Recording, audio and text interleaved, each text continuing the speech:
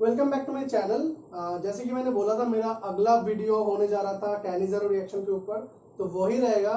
मैं इस लेक्चर पे कैनिज़रो रिएक्शन को अच्छी तरह से डिस्कस करने वाला हूँ, उसका मैकेनिज्म, उसका एप्लीकेशंस, कुछ वेरिएशंस भी उसका है। क्रॉस कैनिज़रो, इंटरमोलिकुलर कैनिज़रो, इंट्रामोलिकुलर कैनिज़रो सब रहेगा। दो पार्ट्स रहेंगे। पहले जो वीडियो पहला लेक्चर 2 है ये, तो कैनिज़रो पार्ट 1 में रहेगा नॉर्मल कैनिज़रो, उसके मैकेनिज्म्स, काइनेटिक्स और उसका कुछ कंडीशंस, कॉन्सेप्ट्स, ये सब रहेंगे।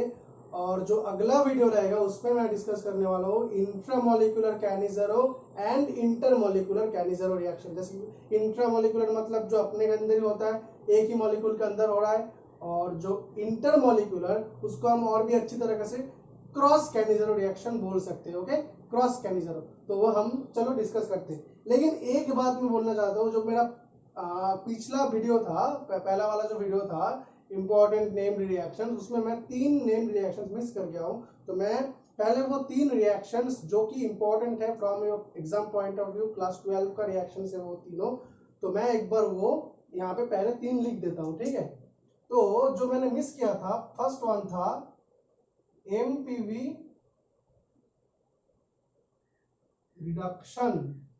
एमपीवी रिडक्शन मतलब वो था, क्या नाम है उसका, मेरुविन पोंडोर्फ वर्ली। मेरुविन पोंडोर्फ वर्ली रिडक्शन। मेरुविन पोंडोर्फ वर्ली रिडक्शन, ठीक है। ये एक था, ये आप लोग पढ़ोगे एल्डिहाइड कीटोन्स अल्कोहल चैप्टर में, तो अभी मैं डिस्कस नहीं करने वाला इसके बारे में। लेकिन जब मैं वो डिस्कस करूंगा इंडिविजुअल रिएक्शंस, तब मैं इसको भी इंक्लूड करूंगा। एक चैप्टर, एक लेक्चर मेरा होगा reduction and oxidation of aldehyde ketones, ठीक है। ऑक्सीडेशन एंड रिडक्शन बोल के एक वीडियो होगा, उस पे मैं सारे ये सब रिएक्शन डिस्कस करूंगा। जो सेकंड था वो था HVZ reaction. HVZ reaction stand for Helmholtz,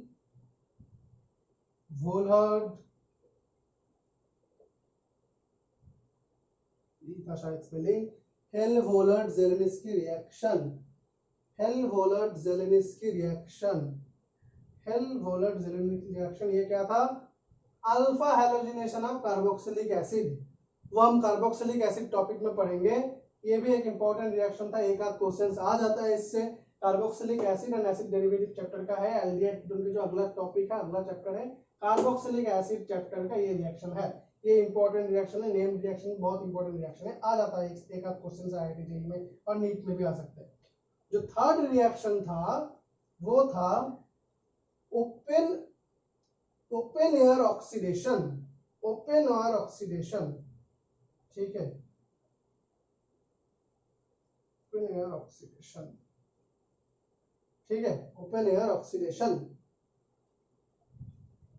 ये स्पेलिंग में कुछ नहीं जाता, बेकार की सब नाम से छोड़ो।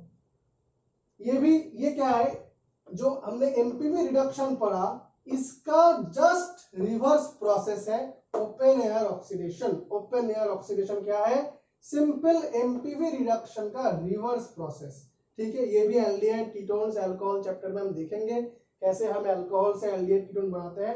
मतलब क्या करते हैं, इसमें अल्कोहल लेते हैं, अल्कोहल से इसमें एक स्पेशल रिएजेंट है एल्युमिनियम आइसोप्रोपोक्साइड, तो वो देने से क्या होता है, अल्कोहल से हम एल्डिहाइड या फिर कीटोन, अगर हम 2 डिग्री अल्कोहल लेंगे तो कीटोन बन जाएगा, अगर हम 1 डिग्री अल्कोहल लेंगे तो एल्डिहाइड बन जाएगा। कैसे होता है, क्यों होता है, रिएक्शन मैकेनिज्म आपके सिलेबस में नहीं है, फिर भी मैं शायद रिएक्शन मैकेनिज्म एक आध बार करा दूं। सिलेबस में आपके आईआईटी जेईई और नीट के रिएक्शन मैकेनिज्म, इन दोनों का, इन तीनों का रिएक्शन मैकेनिज्म नहीं है सिलेबस में, कोई जरूरत नहीं है, लेकिन हम करा देंगे ताकि आपको समझने में आसानी हो जाए। लेकिन ये दोनों रिएक्शंस का एग्जांपल्स और एप्लीकेशंस में करा दूंगा, कोई दिक्कत नहीं, इसमें मैं सब करा दूंगा इसको जब हम एल्डिहाइड कीटोन चैप्टर अच्छे से पढ़ेंगे, ठीक है।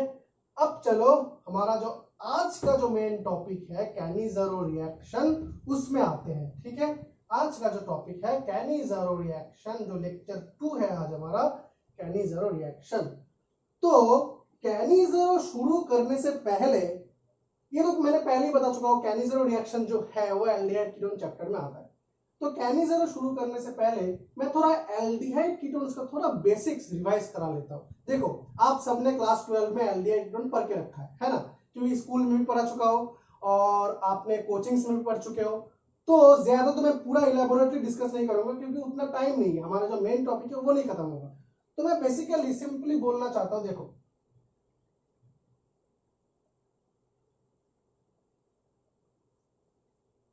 है ना, ये क्या हो गया, यहाँ पे दोनों हाइड्रोजन हो सकता है तो फॉर्माल्डिहाइड बन जाएगा, दोनों एल्किल ग्रुप हो सकता है कीटोन बन जाएगा, एक एल्किल एक हाइड्रोजन तब क्या बनेगा, एल्डिहाइड्स बन जाएगा। ठीक है, कोई दिक्कत नहीं, तो मैंने जनरल रिप्रेजेंटेशन ले लिया। अब एक बात बताओ, what is the main characteristic reaction of aldehyde and ketones? What is the main characteristic reaction of aldehyde and ketones? देखो ये जो कार्बोनिल बॉन्ड है, C single bond O and उसके साथ एक पाई बॉन्ड है ना, C ये पाई बॉन्ड है, ये सिग्मा बॉन्ड है और एक पाई बॉन्ड है। अब बताओ मुझे, देखो C और O के बीच O इज ज्यादा electronegative, electronegativity of oxygen greater than carbon, so इस बॉन्ड पे एक पोलैरिटी होगा डेल माइनस और डेल प्लस, है ना, डेल माइनस और डेल प्लस। अगर ये पाई तो क्या होगा, इसमें क्या क्या काम कर रहा है, एक तो ये इंडक्टिव इफेक्ट काम कर रहा है, माइनस आई ऑफ ऑक्सीजन, और ऊपर से एक minus R of oxygen. Minus R मतलब क्या है, वो अपनी तरफ पाई बॉन्ड को खींच लेगा। अगर माइनस आर चलने के लिए, अगर क्योंकि यहाँ पे माइनस आर है, तो ड्यू टू माइनस आर अगर ऑक्सीजन पाई बॉन्ड को अपनी तरफ खींच लेता है, यहाँ पे माइनस चढ़ जाएगा, क्या आएगा यहाँ पे प्लस चढ़ जाएगा। देखो सिग्मा बॉन्ड नहीं टूट रहा है माइनस आर के लिए, माइनस आर के लिए पाई बॉन्ड टूट के यहाँ पे जा रहा है, क्योंकि oxygen is more electronegative and pi cloud is loosely held. हमेशा याद रखना, जब पाई बॉन्ड रहता है, डबल बॉन्ड रहता है, तब टूटता कौन है, पाई बॉन्ड टूटता है, सिग्मा बॉन्ड नहीं टूटता है, क्योंकि pi cloud is loosely held and its bond strength is less than the sigma bond. तो क्या हुआ, यहाँ पे पाई बॉन्ड टूट गया। अब देखो यहाँ पे ये जो सेंटर जनरेट हुआ, ये कौन सा सेंटर जनरेट हुआ बताओ, दिस कार्बन सेंटर। देखो यहाँ पे कार्बन पे पॉजिटिव चार्ज है और यहाँ पे कार्बन पे डेल प्लस है, मतलब एक्चुअली यही था, मैंने रिप्रेजेंटेशन करने के लिए इसको तोड़ के दिखा दिया। तो बेसिकली ये क्या है, ये एक इलेक्ट्रोफिलिक सेंटर है, पॉजिटिव चार्ज मतलब क्या है, इलेक्ट्रोफिलिक सेंटर मतलब ये एक इलेक्ट्रोफाइल बन गया, ये वाला पार्ट इलेक्ट्रोफाइल बन गया। मतलब हमें तो पता है इलेक्ट्रोफाइल किसके साथ रिएक्ट करता है, electrophiles only react with nucleophiles, है ना। तो अगर हम यहाँ पे एक न्यूक्लियोफाइल दे देंगे, मतलब जिसके पास आइदर लोन पेयर हो या फिर नेगेटिव चार्ज हो, तो बेसिकली यहाँ पे क्या कैसा रिएक्शन होगा, न्यूक्लियोफाइल जाके इस पॉजिटिव चार्ज पे अटैक करेगा। ठीक है, ऐसे रिएक्शन होता है एल्डिहाइड कीटोन्स, ये सबने पढ़ा है। एल्डिहाइड कीटोन्स का बेसिक रिएक्शन न्यूक्लियोफिलिक होता है, मतलब वो एक न्यूक्लियोफाइल के साथ रिएक्ट करता है। तो अगर हमने यहाँ पे एक न्यूक्लियोफाइल दे दिया NU माइनस, यहाँ पे क्या है, यहाँ पे क्या है बताओ, कार्बन पे यहाँ पे डेल प्लस है, ये न्यूक्लियोफाइल जाके यहाँ पे अटैक करेगा। अब कार्बन पे 5 बॉन्ड हो नहीं सकता, ये बॉन्ड यहाँ पे खुल जाएगा, मतलब ऑक्सीजन अपना ऑक्सीजन पाई बॉन्ड खींच लेगा, और ऑक्सीजन ज्यादा इलेक्ट्रोनेगेटिव है तो ऑक्सीजन की तरफ ही बॉन्ड ब्रेक करेगा। तो ये दोनों साइड के ग्रुप छोड़ दो, मैं नहीं लिख रहा, बेकार का चीज है वो तो कुछ काम का नहीं है, हमें बस देखना है कैसा रिएक्शन देता है। तो देखो यहाँ पे क्या आ गया, यहाँ पे आपका न्यूक्लियोफाइल आ गया। तो हाइब्रिडाइजेशन चेंज देखो, यहाँ पे कार्बन का हाइब्रिडाइजेशन क्या था, sp2 था कार्बन, यहाँ पे क्या हो गया sp3। तो ये जो था ये प्लैनर सिस्टम था, ट्राइगोनल प्लैनर, ये क्या बन गया टेट्राहेड्रल। ये क्या था ट्राइगोनल प्लैनर, ये क्या था, क्या बन गया अभी टेट्राहेड्रल। अब सबने पढ़ा है reactivity of aldehyde and ketones, तो कौन ज्यादा रिएक्टिव होता है, हम सबको पता है एल्डिहाइड कीटोन से ज्यादा रिएक्टिव होता है, aldehyde are more reactive than ketone. अच्छा एक चीज देखो, मैंने जो ये रिएक्शन कराया तो न्यूक्लियोफाइल ने क्या किया, फिर से एक बार देख लेते हैं, न्यूक्लियोफाइल ने क्या किया, न्यूक्लियोफाइल ने यहाँ पे अटैक किया, ये खुल गया है ना, इसको छोड़ो। तो this type of reaction is known as क्या, न्यूक्लियोफिलिक एडिशन। सिंपली देखो यहाँ पे न्यूक्लियोफाइल लग गया, और हमें तो पता ही है क्या होता है, ये जो है ना, एक न्यूक्लियोफाइल तो अकेला नहीं रहता, या फिर सिर्फ न्यूक्लियोफाइल रह सकता है, बेसिकली ई नहीं होता है, एक इलेक्ट्रोफिलिक पार्ट एक न्यूक्लियोफिलिक पार्ट। तो यहाँ पे प्लस था और ये प्लस कहाँ चला गया, यहाँ पे आ गया, न्यूक्लियोफाइल यहाँ पे चला गया और जो इलेक्ट्रोफिलिक पार्ट था वो यहाँ पे चला गया। ठीक है, नेगेटिव चार्ज, ऑक्सीजन नेगेटिव के साथ बॉन्ड बना लिया। अब एक चीज बताओ, ये कैसा रिएक्शन था, न्यूक्लियोफाइल यहाँ पे अटैक किया, ये खुल गया। Basically this is a kind of nucleophilic addition reaction, nucleophilic addition reaction. Nucleophile था, न्यूक्लियोफाइल अटैक किया, न्यूक्लियोफाइल ने क्या किया, कार्बन के साथ एडिशन कर दिया। सब्स्टिट्यूशन नहीं हुआ, पहले से कोई ग्रुप को इसने बाहर नहीं फेंक दिया। सब्स्टिट्यूशन मतलब क्या है, हमारे पास एक ग्रुप पहले से था, बाहर से कोई ग्रुप आके उसको सब्स्टिट्यूट करके खुद जाके बैठ गया। लेकिन यहाँ पे तो वैसा कुछ नहीं हो रहा है। यहाँ पे क्या हुआ, न्यूक्लियोफाइल बाहर से आया, कार्बन का अटैक किया, इसको बाहर निकल दिया, मतलब पाई बॉन्ड को ऑक्सीजन के पास भेज दिया, ऑक्सीजन माइनस हो गया और न्यूक्लियोफाइल जाके खुद कार्बन के पास बैठ गया। तो this is a kind of nucleophilic addition, this is a nucleophilic addition reaction. So aldehyde and ketones always give nucleophilic addition reaction, nucleophilic addition reaction। ठीक है, ये बेसिक पार्ट समझ में आ गया।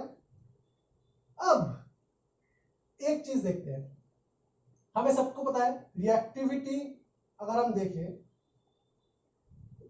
रिएक्टिविटी ऑफ, सबको पता है aldehyde are more reactive than ketones, है ना, aldehydes are more reactive than ketones. ऐसा क्यों होता है, चलो देखते हैं क्यों होता है।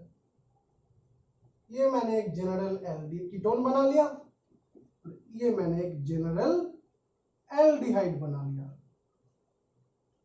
और मेरे पास क्या था, न्यूक्लियोफाइल,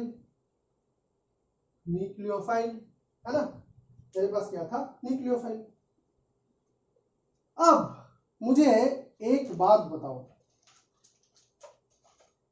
ये जो न्यूक्लियोफाइल है ये रिएक्ट किसको कर रहा था, मतलब अटैक कहां पे कर रहा था, कार्बन डेल प्लस पे, कार्बन डेल प्लस पे। ठीक है, कार्बन डेल प्लस पे, ये भी यहां पे अटैक कर रहा था और ये भी यहां पे अटैक कर रहा था, है ना। अब रिएक्टिविटी कैसे डिसाइड करेंगे, एल्डिहाइड का कीटोन से ज्यादा है, एल्डिहाइड का कीटोन से ज्यादा है, कैसे करेंगे। तो reactivity is decided by the amount of del plus charge on carbon, है ना, क्योंकि this nucleophile is attracted towards this del plus charge only, this nucleophile is attracted towards this del plus charge only, है ना, और तो कोई factor नहीं है यहाँ पे, और एक फैक्टर है वो हम देखेंगे बाद में। ठीक है, अब पहली बात तो है, जहां पे डेल प्लस चार्ज ज्यादा होगा, जहां पे डेल प्लस चार्ज ज्यादा होगा, न्यूक्लियोफाइल वहीं पे अटैक करेगा, जहां पे डेल प्लस चार्ज ज्यादा होगा न्यूक्लियोफाइल वहीं पे अटैक करेगा। अब देखो डेल प्लस चार्ज कहां पे ज्यादा है, डेल प्लस चार्ज यहां पे ज्यादा है, डेल प्लस चार्ज यहां पे ज्यादा है, बताओ कहां पे ज्यादा है। देखो कीटोन्स में दोनों साइड में एल्किल ग्रुप्स है, दोनों साइड में एल्किल ग्रुप्स है, और एल्डिहाइड में एक साइड में एल्किल ग्रुप है, और हमें सबको पता है alkyl groups are plus I giving, मतलब उसका क्या है, प्लस आई गिविंग, मतलब प्लस आई इफेक्ट है, प्लस आई इफेक्ट है, प्लस आई इफेक्ट है, alkyl group has plus I effect. तो कीटोन्स में दोनों साइड से एल्किल ग्रुप्स क्या कर रहा है, वाया इलेक्ट्रॉन डोनेशन इसकी जो डेल प्लस चार्ज है इसको समवट डिक्रीज कर रहा है, वाया प्लस आई इफेक्ट। अच्छी तरह से समझना, बिल्कुल अच्छी तरह से ध्यान से सुनना है मेरे बात। दोनों साइड में जो एल्किल ग्रुप है ये क्या कर रहा है, वाया प्लस आई इफेक्ट। देखो यहाँ पे हाइपर कंजुगेशन की कोई कहानी नहीं है, कार्बोकाइनेशन नहीं है, एल्किन नहीं है, एल्किन और कार्बोकाइनेशन होता तब हाइपर कंजुगेशन लगता, तो सिर्फ यहाँ पे प्लस आई इफेक्ट काम कर रहा है, inductive effect, plus I effect. तो दोनों साइड में जो एल्किल ग्रुप है ये क्या कर रहा है, via plus I effect it is decreasing the del plus charge on carbon, it is decreasing the del plus charge on carbon। समझ आ गया अच्छी तरह से, बताओ।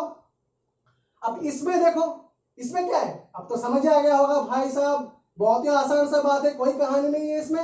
अब देखो यहाँ पे बस एक ही आर ग्रुप है, हाइड्रोजन के पास ना प्लस आई होता है ना माइनस आई होता है, ये तो बेचारा भिखारी है, इसके पास तो कुछ नहीं है, ना प्लस आई है ना माइनस आई है, तो बेकार है, भिखारी वाल, कुछ नहीं है इसके पास। अब देखो इसने क्या किया, एक साइड से अल्किल ग्रुप इसको प्लस आई देके डेल प्लस डिक्रीज करा रहा है। अब बताओ, ये यहाँ पे एक साइड में अल्किल ग्रुप है और यहाँ पे दो साइड में अल्किल ग्रुप है, तो डेल प्लस ज्यादा कम कहां पे होगा, कीटोन्स में ज्यादा कम होगा या फिर एल्डिहाइड में ज्यादा कम होगा? देखो जरूर कीटोन्स में ज्यादा कम होगा, क्योंकि कीटोन्स में दो साइड से है और एल्डिहाइड में बस एक ही साइड से है। तो कीटोन्स का डेल प्लस चार्ज, कीटोन्स का डेल प्लस चार्ज, कीटोन्स का डेल प्लस चार्ज हमेशा एल्डिहाइड से कम है, इसलिए मैंने देखो डेल डेल प्लस लगा दिया। कीटोन्स का डेल प्लस चार्ज एल्डिहाइड से कम है। समझ आ गया? समझ आ गया?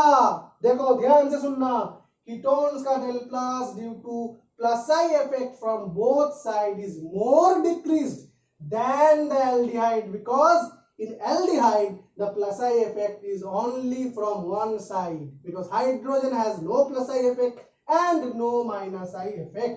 समझ आ गया? इसीलिए क्या हुआ, फर्स्ट रीजन क्या हुआ, del plus charge on carbon atom on aldehyde and ketone. समझ आ गया? इसीलिए क्या हो गया, aldehydes are more reactive than ketone. तो पहला पॉइंट क्या हो गया, del plus charge on C double bond of carbon, तो एल्डिहाइड में ज्यादा और कीटोन्स में कम, इसलिए एल्डिहाइड्स आर मोर रिएक्टिव। अब सेकेंड फैक्टर जो आएगा that is your steric factor. Steric factor,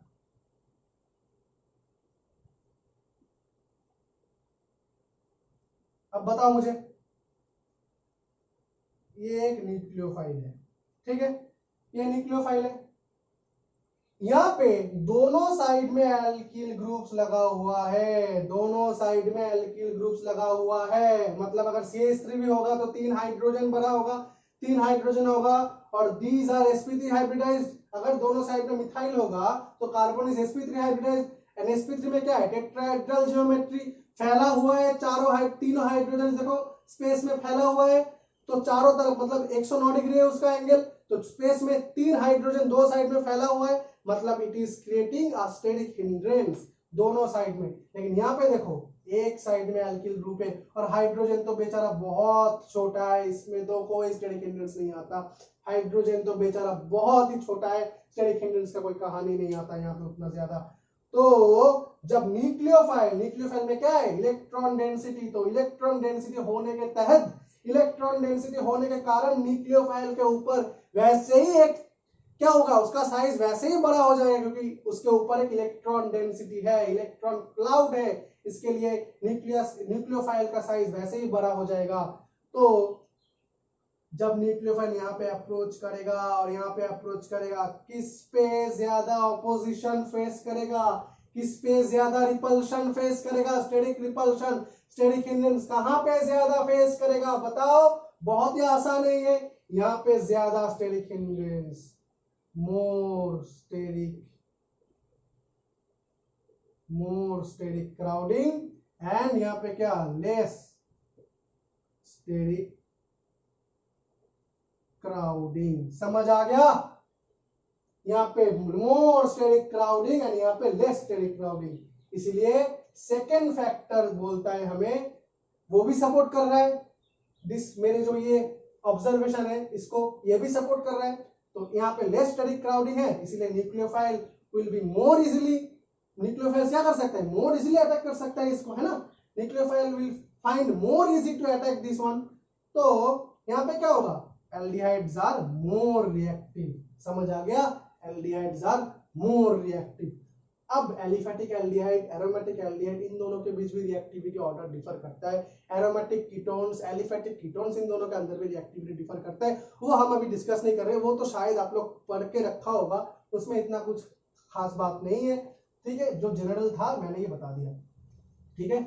तो सेकेंड फैक्टर क्या था, सेकेंड फैक्टर था स्टेरिक फैक्टर, ठीक है। चलो हो गया, हो गया, अभी घुसेंगे असली कहानी में, अभी घुसेंगे असली कहानी में, एक second,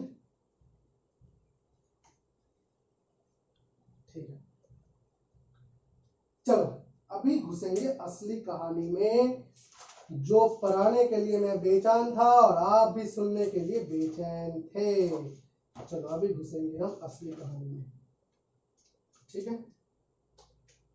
Cannizzaro reaction, Cannizzaro reaction. अच्छा, शायद एल्डोल तो आपने पढ़ के रखा होगा, फिर से मैं एल्डोल के बारे में इसके बाद अगले वीडियो में बता दूंगा। चलो शुरू करते हैं। कैनिज़ारो रिएक्शन, कैनिज़ारो रिएक्शंस, ठीक है। कैनिज़ारो रिएक्शंस, पहली बात तो है कैनिज़ारो रिएक्शन किसके रिएक्शन है? Cannizzaro reaction are reactions of aldehydes, aldehydes, aldehydes without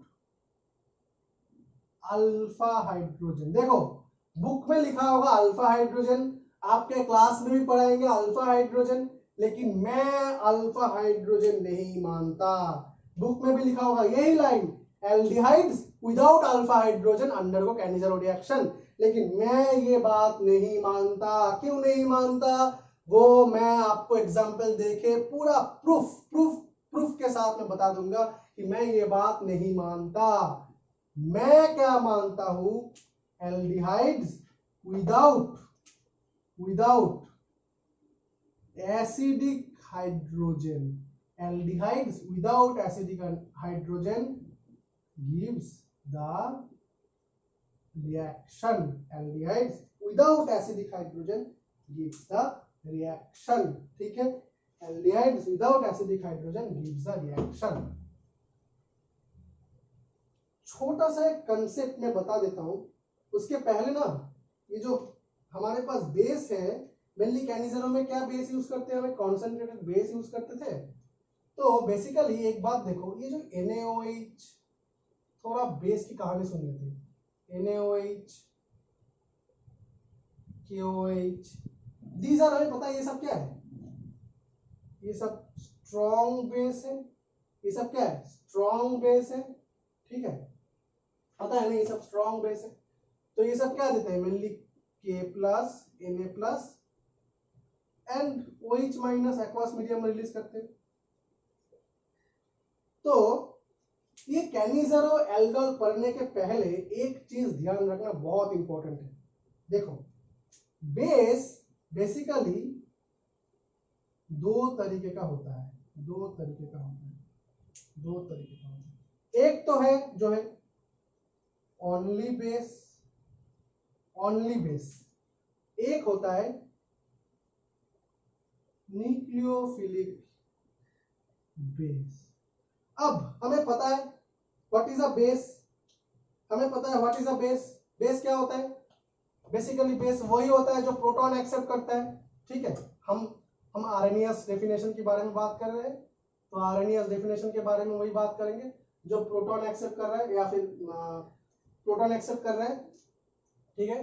तो OH minus plus H plus सब एक्वास मीडियम में हो रहा है, तो ये पानी बनाएगा, ठीक है। यही है मेनली जो बेस है, वो बेसिकली क्या करता है? OH माइनस हाइड्रोजन या फिर यानी प्रोटॉन H प्लस को एक्सेप्ट करता है। तो द मतलब बेस दो तरीके का होता है, only base and nucleophilic base, मैंने ये बताया। अब ओनली बेस मतलब क्या है? which will only abstract acidic hydrogen, which will only abstract acidic hydrogen. These bases will not act as a nucleophile. These bases will not act as a nucleophile. तो ऐसे bases क्या करते हैं? सिर्फ acidic hydrogen को abstract करते हैं। अगर कंपाउंड में एसिडिक हाइड्रोजन नहीं होगा तो वैसे बेस कोई काम का नहीं है हमारे ऑर्गेनिक केमिस्ट्री में। These bases only abstract यानी only receives, only takes the acidic hydrogen from the compound. उसका एक एग्जांपल मैं दे देता हूं, tertiary butoxide, tertiary butoxide, tertiary butoxide, tertiary butoxide एक ऐसा रिएजेंट है। टर्शियरी ब्यूटॉक्साइड कैसा दिखता है बताओ?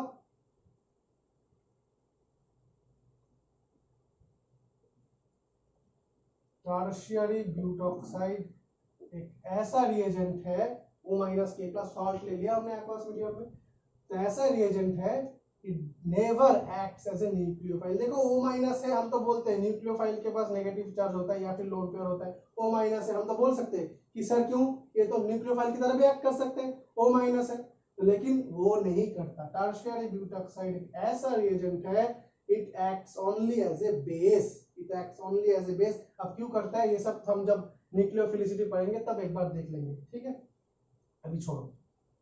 तो और हमारे पास जो न्यूक्लियोफिलिक बेस है, न्यूक्लियोफिलिक बेस मतलब क्या है, इसका डुअल प्रॉपर्टी है, न्यूक्लियोफिलिक बेस का डुअल प्रॉपर्टी है।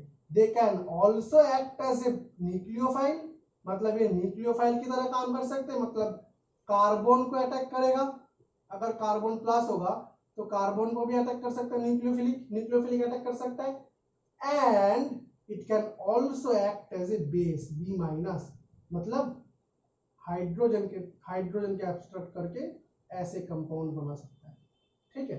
न्यूक्लियोफाइल मतलब हम ज्यादातर न्यूक्लियोफाइल ऑर्गेनिक केमिस्ट्री में न्यूक्लियोफाइल किसको बोलते हैं, जो कार्बन को अटैक करता है। बेसिकली ऑर्गेनिक केमिस्ट्री सारा गेम तो कार्बन हाइड्रोजन ये सब के है ना, तो न्यूक्लियोफाइल इलेक्ट्रोफाइल हम किसको बोलते हैं, न्यूक्लियोफाइल कार्बन को अटैक कर रहा है। एल्डिहाइड में हमने देखा C डबल बॉन्ड O को अटैक कर रहा था न्यूक्लियोफाइल, है ना, C डबल बॉन्ड O को अटैक कर रहा था, इसलिए हम क्या बोल रहे हैं, nucleophiles are those which attacks carbon और bases are those which attacks hydrogen, यानी H प्लस को एब्स्ट्रैक्ट करता है, H प्लस को लेता है, ठीक है।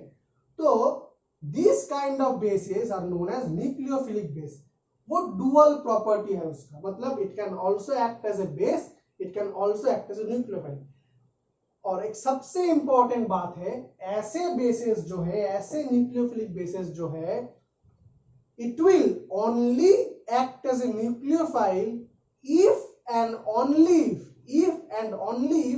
if there is no H plus present। मतलब क्या हुआ मेरे बात का, ऐसे बेसेस will, मतलब ऐसे बेसेस बेस के तरह, मतलब H प्लस तभी अट्रैक्ट करेंगे, मतलब जब तक कंपाउंड में एक एसिडिक प्रोटॉन है तब तक they will act as a base only, not as a nucleophile. मतलब ऐसे कंपाउंड्स न्यूक्लियोफिलिक बिहेवियर तभी दिखाएंगे जब कंपाउंड के पास कोई एसिडिक हाइड्रोजन नहीं है, कंपाउंड के पास कोई एसिडिक हाइड्रोजन नहीं है। ये मेरे बात बहुत ध्यान से सुन लो, ये बहुत इंपॉर्टेंट कॉन्सेप्ट है। ये कैसे होता है, क्यों होता है, वो हम बाद में पढ़ेंगे। एक प्रिंसिपल आता है HSAB प्रिंसिपल, वो हम न्यूक्लियोफिलिसिटी जब पढ़ेंगे तब देखेंगे। Hard soft acid base principle, hard soft acid base principle अभी जरूरत नहीं है, अभी बिल्कुल जरूरत नहीं है, ठीक है। तो इसके कारण ये होता है, लेकिन क्यों होता है वो मैं जब ये थोड़ा डिस्कस करूंगा एक दिन, न्यूक्लियोफिलिसिटी जब पढ़ाऊंगा तब डिस्कस कर लूंगा, अभी जरूरत नहीं, बस याद रखो, ठीक है। तो ऐसे कंपाउंड्स जो है they will only act as a nucleophile when there is no acidic hydrogen और no proton present in the compound. समझ आ गया। तो ऐसे बेसिस के क्या एग्जांपल है, NaOH और KOH, NH4OH भी हो सकता है। और hydroxyl donors are nucleophilic base, मतलब OH माइनस, बेसिकली जो हमारा OH माइनस है ये न्यूक्लियोफिलिक बेस है। न्यूक्लियोफिलिक, ये कोई बॉन्ड नहीं है, ये न्यूक्लियोफिलिक बेस मैंने लिखा समझाने के लिए, ठीक है, न्यूक्लियोफिलिक बेस है। तो मेरा कहने का मेन जो कहानी का, इतना कहानी बोलने का जो मेन रीजन था वो यही था कि जब तक हमारे पास, जब तक कंपाउंड में एसिडिक हाइड्रोजन होगा और हमारा रिएजेंट OH माइनस है, तब तक, जब तक हमारे कंपाउंड में एसिडिक हाइड्रोजन होगा और हमारा रिएजेंट OH माइनस है, तब तक OH minus will act as a base only, not as a nucleophile. तो एक चीज मैं यहाँ पे नोट बना के लिख रहा हूं, सब अपने कॉपी में नोट्स कर लेना वीडियो पॉज करके, ठीक है। जब बहुत इंपॉर्टेंट नोट है ये, ठीक है, इंपॉर्टेंट OH माइनस, इसके साथ और एक जुड़ता है, सेम कॉन्सेप्ट है इसका, OR माइनस, मतलब ये क्या है, हाइड्रोक्साइड आयन OH माइनस, और ये क्या है, एल्कोक्साइड, अल्कोहल का कॉन्जुगेट बेस, ROH का conjugate base alkoxide. OH minus and OR minus will always act as base first and then as a nucleophile if acidic hydrogen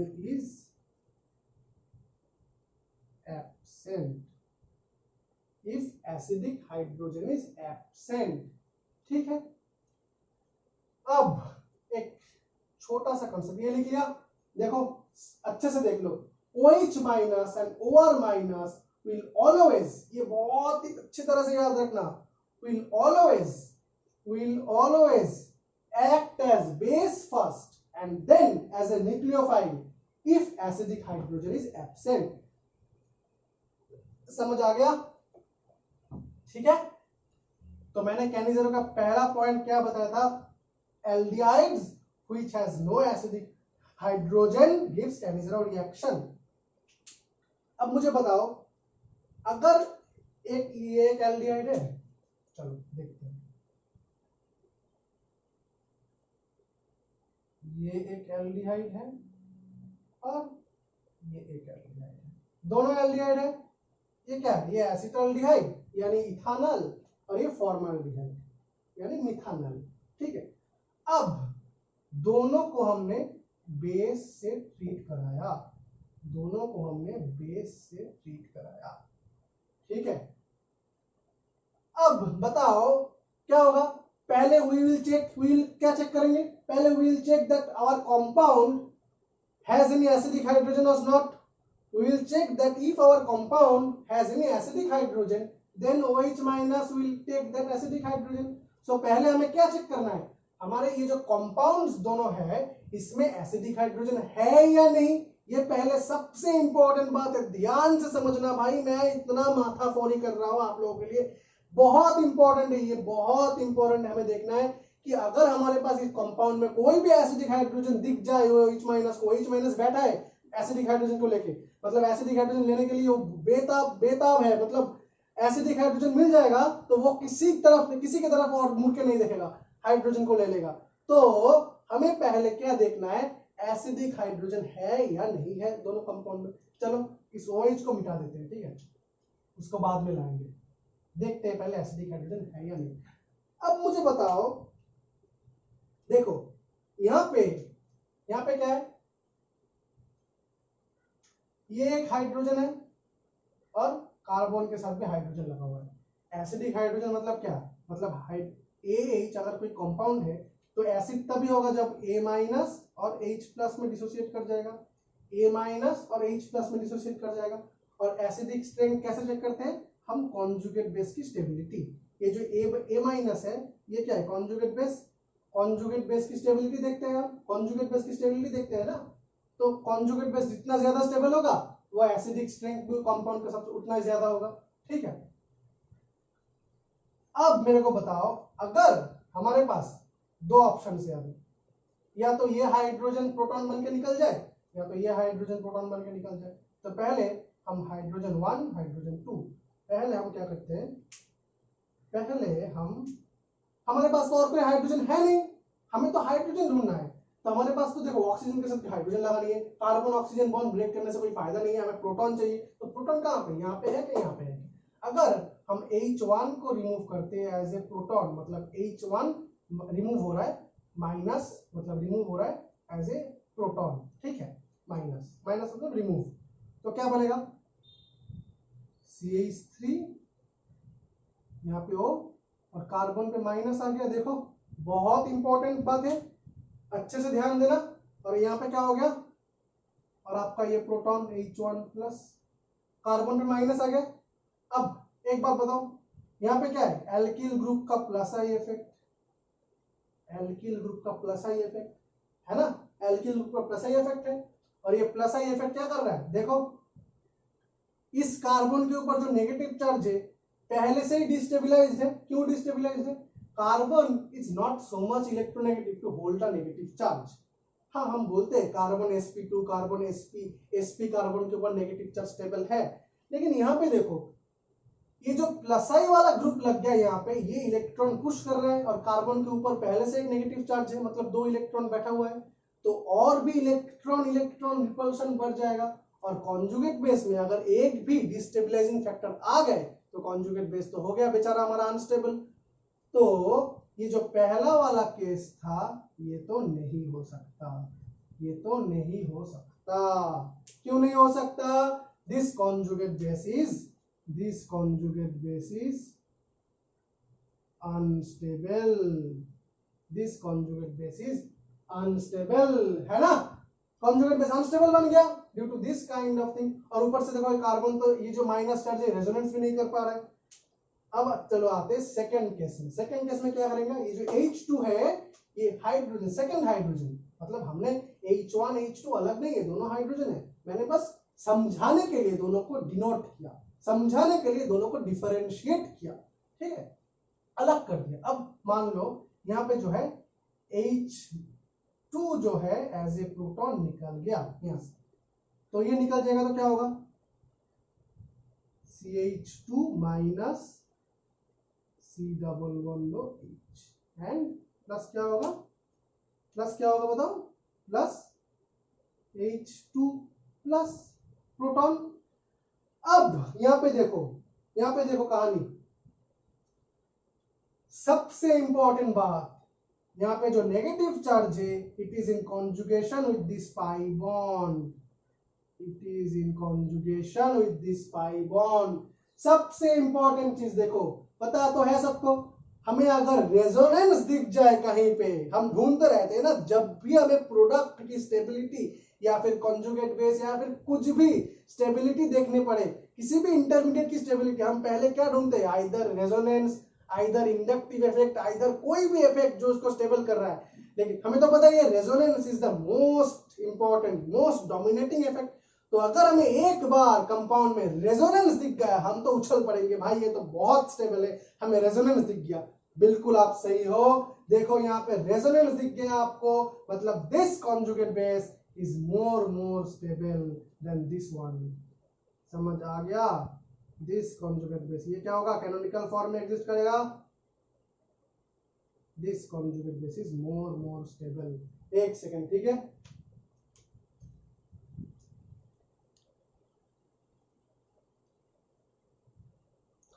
this conjugate base is more stable than this one। तो अगर ये वाला path follow होगा तो हमें क्या दिख रहा है कि this hydrogen is acidic, this hydrogen is acidic. तो हम क्या कंक्लूड कर सकते हैं, क्या कंक्लूड कर सकते हैं कि इन एसिटाल्डिहाइड यानी इन एल्डिहाइड्स हैविंग अल्फा हाइड्रोजन, देखो फिर से एक बार दिखाता हूं, अच्छी तरह से देखना, ठीक है।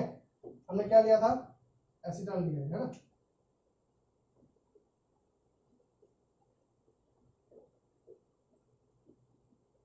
ये अगर H+ रिलीज करता है इन प्रेजेंस ऑफ बेस,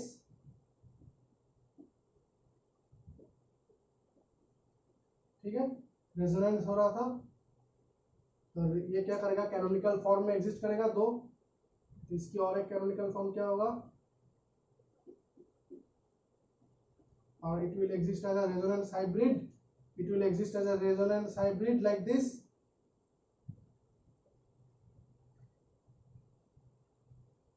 यहाँ पे डेल माइनस, यहाँ पे del minus, it will exist as a resonance hybrid। समझ आ गया? ये तो बच्चों का टॉपिक है, तो पहले से 11 से पढ़ के आ रहे हैं, रेजोनेंस वगैरह वगैरह, ये सब काम की बात तो नहीं है। मैं बस इतना कहानी इसीलिए बताया आपको, यह समझाने के लिए कि अगर हमारे पास एल्डिहाइड या फिर कीटोन कुछ भी रह जाए, एल्डिहाइड या फिर कीटोन कुछ भी, ये एल्डिहाइड हो ये कीटोन भी हो सकता है, कोई फर्क नहीं पड़ता। यहाँ पे आप एक R ग्रुप लगा दो, अगर यहाँ पे आप एक R ग्रुप लगाते हो तो यहाँ पे भी R ग्रुप आएगा, यहाँ पे भी R ग्रुप आएगा, यहाँ पे भी R ग्रुप आएगा, कोई फर्क नहीं पड़ रहा। हमें तो बस इस रेजोनेंस से काम करना है, रेजोनेंस तो होना चाहिए, रेजोनेंस एल्डिहाइड में भी होगा, रेजोनेंस कीटोन्स में भी होगा, और कॉन्जुगेट बेस दोनों केस में स्टेबल बनेगा। तो मैं यही बोलना चाहता हूं कि देखो, this is your functional group, this position is known as alpha position and this hydrogen is known as alpha hydrogen. this hydrogen is known as alpha hydrogen. This position is known as alpha position. Functional group के ठीक adjacent, functional group के ठीक next position को क्या बोलते हैं हम लोग? अल्फा। उसके अगले को क्या बोलते हैं हम लोग? बीटा। ऐसे ही नाम देते हैं हम लोग, ठीक है। तो अल्फा पोजीशन में देखो जो हाइड्रोजन है, this is your acidic hydrogen. समझ में आ गया?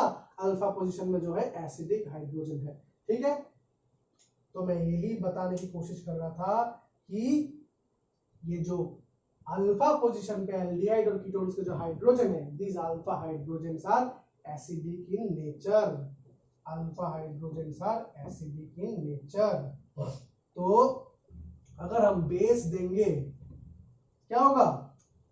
मैंने पहले ही बताया था, OH minus will act as a base first. OH minus will always act as a base first. ठीक है। बेस क्या करेगा? इस एसिडिक प्रोटॉन को लेगा, यहाँ पे C माइनस हो जाएगा और ये बना देगा, ठीक है, प्लस H2, ठीक है। देखो तो यहाँ पे क्या होगा? OH is acting as a base. देखो OH यहाँ पे नहीं अटैक कर रहा, OH कार्बन पे अटैक नहीं कर रहा, OH is acting as a base। जैसे कि मैंने पहले ही बताया था, OH will always act as a base first। समझ आ गया पूरा कहानी? तो देखो, it is better to say as this hydrogen, हम इसको अल्फा हाइड्रोजन बोल सकते हैं, अल्फा हाइड्रोजन बिल्कुल बोलेंगे, ये बिल्कुल सही है। लेकिन और भी बेटर वे क्या है, हम क्या बोल सकते हैं? This alpha hydrogen is acidic, तो इसको हम एसिडिक हाइड्रोजन भी बोल सकते हैं। क्यों एसिडिक? मैंने अभी तक वही कहानी बताया, एसिडिक क्यों है वही कहानी मैं अभी तक बताया इतनी देर से, ठीक है। तो बेसिकली देखो, एल्डोल रिएक्शन जो है वो इस अल्फा हाइड्रोजन का रिएक्शन है। हम देखेंगे एल्डोल में क्या होता है। एल्डोल में जो OH लेते हैं और अल्फा हाइड्रोजन रहते हैं कंपाउंड में, तो वही बेसिकली क्या करता है? इस एसिडिक हाइड्रोजन को लेता है। तो हम ज्यादातर यही बोलते हैं कि aldol is a reaction of alpha hydrogen. Books में भी ये लिखा होता है, टीचर्स में भी यह पढ़ाता है, टीचर्स भी यही बोलता है कि अल्फा हाइड्रोजन का रिएक्शन है। स्टडी मटेरियल्स, कोचिंग वगैरह ये भी बोलता है कि अल्फा हाइड्रोजन का रिएक्शन है। लेकिन मैं ये बार पहले ही बोल दिया कि मैं ये नहीं मानता, ये एसिडिक हाइड्रोजन का रिएक्शन है। और मैं आपको बता दूंगा कि अगर ऐसा बहुत एग्जांपल्स आएगा, एक्सेप्शंस आएगा, जहां पे आप देखोगे alpha hydrogen is present but still the compound is not giving aldol reaction. और ऐसे भी एग्जांपल्स आएंगे जहां पे हम देखेंगे कैनिजरो, मैंने पहले ही बताया था, Cannizzaro is a reaction of compound, is a reaction of aldehydes which do not have alpha hydrogen, which do not have alpha hydrogen. ऐसे भी केसेस आएंगे जहां पे हम देखेंगे अगले लेक्चर में, अगले या उसके बाद वाले लेक्चर में देखेंगे एक्सेप्शंस ऑफ कैनिजरो, जहां पे देखेंगे कि अल्फा हाइड्रोजन भी है प्रेजेंट, फिर भी वो कैनिजरो दे रहा है। क्यों दे रहा है? क्योंकि अल्फा हाइड्रोजन तो है but that alpha hydrogen is not acidic in nature, that alpha hydrogen is not acidic in nature, ठीक है, वो हम बाद में देखेंगे। चलो, पूरा कहानी मैंने बहुत अच्छी तरीके से बता दिया। अब शायद मैं इस लेक्चर में कैनिजरो शुरू नहीं कर पाऊंगा। देखो ये कहानी रिवाइज कराने में बहुत टाइम चला गया, तो कैनिजरो शायद लेक्चर 3 में ही शुरू हो पाएगा। मैं थोड़ा सा और बता देता हूं, ये जो था आपका फॉर्मेल्डिहाइड, इसमें आप बताओ क्या होगा। इसमें ये बोल के खत्म करूंगा आज का लेक्चर, अभी का लेक्चर। इसमें क्या होगा बताओ। देखो एक बात तो पहले बात क्लियर कर लो, इसमें तो अल्फा पोजीशन है ही नहीं। ये जो कार्बन है दिस इज फंक्शनल ग्रुप, और फंक्शनल ग्रुप के साथ हाइड्रोजन लगा हुआ है। सो फंक्शनल ग्रुप के साथ जो कार्बन लगा रहता है उसको हम अल्फा कार्बन बोलते हैं, और अल्फा कार्बन के साथ जो हाइड्रोजन लगा रहता है उसको हम क्या बोलते हैं? Alpha hydrogen. तो पहली बात तो क्लियर हो गया इसमें कि no no no alpha position, that implies no alpha hydrogen. No alpha position है, नो अल्फा हाइड्रोजन, और अल्फा हाइड्रोजन नहीं है तो एसिडिक हाइड्रोजन का कहानी, एसिडिक हाइड्रोजन का कहानी तो शुरू होने से पहले ही खत्म हो गया। अल्फा हाइड्रोजन नहीं है तो भाई एसिडिक कहां से आएगा? एक भी अल्फा हाइड्रोजन नहीं है, एसिडिक हाइड्रोजन की कहानी पिक्चर तो शुरू होने से पहले ही खत्म हो गया। है ना। अब देखते हैं क्या होता है। तो देखो मैंने क्या बताया था, OH minus will act as base first, and जब एसिडिक हाइड्रोजन नहीं होगा तब एक्ट एज ए न्यूक्लियोफाइल। तो यहाँ पे आपको देख के क्या लग रहा है, अल्फा हाइड्रोजन नहीं है, एसिडिक हाइड्रोजन नहीं है, OH minus will act as a nucleophile, and nucleophile किसको अटैक करता है, कार्बन को। कार्बन के पास डेल प्लस है, OH माइनस यहाँ पे अटैक करेगा और ये खुल जाएगा, ये खुल जाएगा, ये बन गया आपका इंटरमीडिएट, ये बन गया आपका इंटरमीडिएट। समझ आ गया, ठीक है। चलो नहीं करेक्ट, थोड़ा और कर देता हूं, ये बन गया आपका इंटरमीडिएट। एक सेकेंड,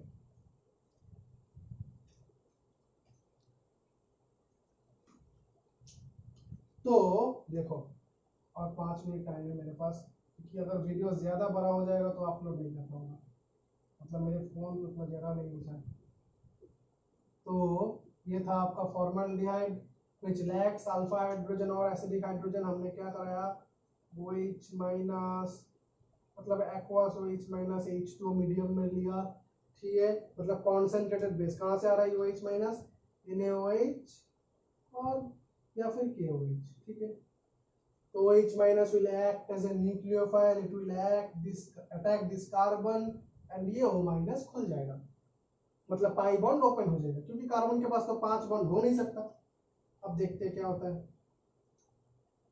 ठीक है। तो यहाँ पे क्या बनेगा, सॉरी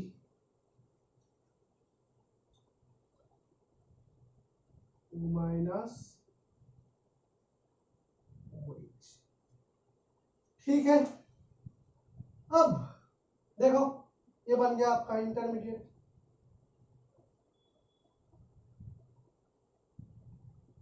और मीडियम में क्या है भाई, मीडियम में पानी है, दिस इज ये O माइनस है, अल्कोक्साइड O माइनस बैठा है पानी के, पानी से हाइड्रोजन लेने के लिए, मीडियम में बहुत पानी है, और हमें पता है जब भी मीडियम में O माइनस यानी अल्कोक्साइड है और मीडियम में एक्वस है तो alkoxide will take this O minus, this hydrogen, है ना, दिस हाइड्रोजन, यही होना चाहिए था, और बेसिक मीडियम में ये निकल जाएगा।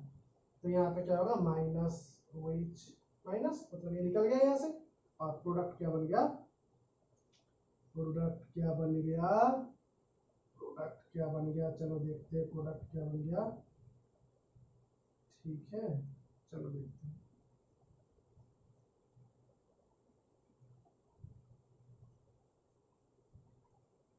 चलो क्या बन गया प्रोडक्ट, ये क्या बन गया,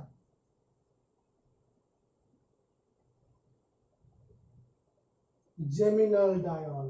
सबने पढ़ा है what is geminal and what is vicinal.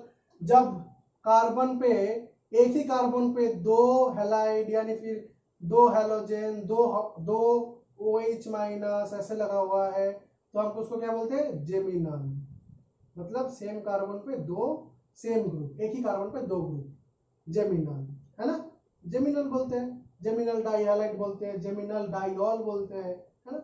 अगर दो OH लगा होगा सेम कार्बन पे तो जेमिनल डाइऑल, दो हैलाइड लगा होगा जेमिनल डाइहैलाइड, और अगर ऐसे कुछ होगा दोनों एडजेसेंट पोजीशन में, दोनों साइड में, उसको क्या बोलते हैं, विसिनल, विसिनल, है ना, विसिनल डाइहैलाइड बोलते हैं, सुना है आप लोगों ने। विसिनल मतलब क्या है, विसिनिटी, विसिनिटी मतलब नजदीक, एक दूसरे के नजदीक, दोनों साइड साइड कार्बन पे हाइड्रोजन लगाए, कोई भी सब्स्टिट्यूट, हाइड्रोजन अल्कोहल, आप OH माइनस कुछ भी बोल दो, ठीक है, इसको हम विसिनल बोलते हैं। अब कहानी क्या होगा, कहानी क्या होगा, मतलब इतना तक मैंने देख लिया तो मैंने ये मिटा रहा हूं, मैं प्रोडक्ट को यहाँ पे लिख दूंगा, ठीक है। इतना तक मैंने देख लिया, OH माइनस न्यूक्लियोफिलिक अटैक किया, वो इंटरमीडिएट बना, इंटरमीडिएट ने क्या किया, O माइनस था, O माइनस ने पानी से H प्लस लेके एक अल्कोहल बना लिया, मतलब डाइऑल बना लिया, ठीक है। अब डाइऑल बना लिया,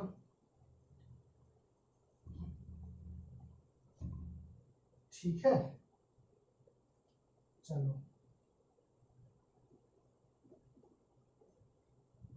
ये था आपका डाइऑल, डाइऑल, जेम डाइऑल। अब जब मैं ये बोर्ड में लिखा जेमिनल डाइऑल, आप सब तो मेरे ऊपर कूद पड़ोगे, सबको पता है, क्लास 11 में पढ़ा है, 12 में पढ़ा होगा कि geminal diols are not stable, geminal diols are not stable, एक ही कार्बन पे दो OH group not stable. Sir आपने ये गलत पढ़ा रहे हो, सर आप गलत पढ़ा रहे हो, ये तो प्रोडक्ट बनेगा ही नहीं, geminal diol is not stable. हाँ बिल्कुल, आप सब ठीक ही पता है आप सबको, geminal diols are not stable. क्या होता है बेसिकली, जेमिनल डाइऑल में दो OH बड़ा ग्रुप है, रिपल्शन होता है बहुत ज्यादा, ठीक है, इसीलिए this is not stable. Actually basically क्या होता है, जब जेमिनल डाइऑल फॉर्म होता है तो डिहाइड्रेशन मतलब H2O निकल जाता है। कैसे निकलता है, ये बॉन्ड यहाँ पे ड्रॉप करता है, ये निकल के आ जाता है। बेसिकली क्या हुआ देखो, रिमूव वाला H2O, तो क्या बन गया, C डबल बॉन्ड बन गया, C डबल बॉन्ड बन गया, है ना। जेमिनल डाइऑल ने क्या किया, पानी रिलीज कर दिया, क्योंकि geminal diol is not stable, C double bond बन गया। तो अभी याद करो, रिएक्शन में हमने शुरू में क्या लिया था, शुरू में हमने क्या लिया था, फॉर्मल्डिहाइड। शुरू में हमने फॉर्मल्डिहाइड लिया था, और हमने इतना कुछ कहानी किया, इतना कुछ मेहनत किया, फिर आफ्टर रिएक्शन मैंने इतना माथा फोड़ी किया, फिर हमें क्या मिल गया, फिर फॉर्मल्डिहाइड मिल गया। जो रिएक्टेंट था वो ही प्रोडक्ट मिल गया। ये क्या हो गया सर जी, ये क्या हो गया, ये तो आपने सत्यानाश कर दिया, ये क्या हो गया, है ना। आप लोग बोलोगे ये क्या हो गया, तो बेकार ही चला गया हमारा जिंदगी, हमने इतना कुछ मेहनत किया तो फिर भी अल्टीमेटली क्या दिखा, जो रिएक्टेंट था प्रोडक्ट भी वही बन गया। क्या फायदा हुआ इसका, कुछ फायदा नहीं हुआ। तो मेरा कहने का यही मतलब है कि this reaction does not follow this pathway. मतलब पहला तो ठीक था, OH minus will obviously attack this carbon because it has no acidic hydrogen, लेकिन उसके बाद हमने जो किया, जो ये इंटरमीडिएट बना, जो ये इंटरमीडिएट बना था, जो ये इंटरमीडिएट बना था, ऐसा करके कुछ इंटरमीडिएट जो बना था, और हमने क्या किया था, इस इंटरमीडिएट को पानी, मतलब साइड में मीडियम में बहुत पानी था, इंटरमीडिएट में प्रोटॉन ले लिया था। ऐसा नहीं होता है, ऐसा नहीं होता है, ठीक है। आज का लेक्चर यहीं पे खत्म करते हैं। क्या होता है नेक्स्ट लेक्चर में मैं लेके आऊंगा फुल कैनिज़रो रिएक्शन। बेसिकली क्या होता है मैं अभी नहीं बता रहा, सस्पेंस नहीं रखना चाहता मैं, आप लोग इतना तक अच्छे तरह से समझ लो। बहुत इंपॉर्टेंट कॉन्सेप्ट बताया था मैंने, क्या बताया था, ये जो है बेसिक नेचुरली हमें लग रहा था कि this will take H+ from medium, क्योंकि मीडियम में पानी है, and then it will again form this one. अब इसका तो कोई फायदा नहीं हुआ। क्या फायदा हुआ, हमने इतना कहानी दोहराया, इतना कुछ मेहनत किया, अगर उसके ये सब करने के बावजूद अगर फिर से हमें जो रिएक्टेंट था और हमें प्रोडक्ट सेम ही मिल गया, तो क्या फायदा हुआ, कुछ फायदा नहीं हुआ ना। तो रिएक्शन का डेल एस भी 0 हो जाएगा, डेल जी भी 0 हो जाएगा, तो रिएक्शन स्पॉन्टेनियस ही नहीं होगा, reaction will not be spontaneous, कोई फायदा नहीं हुआ। स्टेबिलिटी डेल एच भी 0 हो जाएगा, डेल एच हमारा क्या होता है, summation of del H product minus summation of del H reactant, और प्रोडक्ट और रिएक्टेंट जब सेम हो जाएगा तब डेल एच टोटल भी 0 हो जाएगा। तो हीट रिलीज भी नहीं हो रहा है, हीट एब्जॉर्ब भी नहीं हो रहा है, तो ये रिएक्शन फिजिबल नहीं है ना। तो रिएक्शन अगर इस स्टेप से ये स्टेप बनेगा तो this step is not possible, this step is not spontaneous, ये नहीं होगा, ठीक है। तो क्या होगा क्या नहीं होगा, ये तो लेक्चर 2 था, ये बस ट्रेलर था, ट्रेलर भी नहीं था, टीजर था। अब ट्रेलर तो ठीक है, मान लो टीजर ट्रेलर दोनों आज दिखा दिया, फुल मूवी लेक्चर 3 में आएगा, फुल मूवी लेक्चर 3 में आएगा। आप लोग प्लीज अगर ये वीडियो देख लो, प्लीज ये वीडियो देख लो, और उसके पहले का मेरा एक वीडियो था लिस्ट ऑफ नेम रिएक्शंस, वो भी देख लो। और मैं जो लेक्चर में पढ़ा रहा हूँ, जो वीडियो में पढ़ा रहा हूँ, वो सब मेरे ऑफिशियल वेबसाइट www.orgchem.info में है। इसका सारा रिटन नोट्स, PDF नोट्स सब कुछ है, क्वेश्चन पेपर, मॉक टेस्ट सब कुछ है वहां पे, आप लोग वहीं पे चले जाओ। बेकार में मेरे क्लास में बैठ के लिखने की जरूरत नहीं है, अगर लिखना चाहते हो तो लिख सकते हो, कोई दिक्कत नहीं।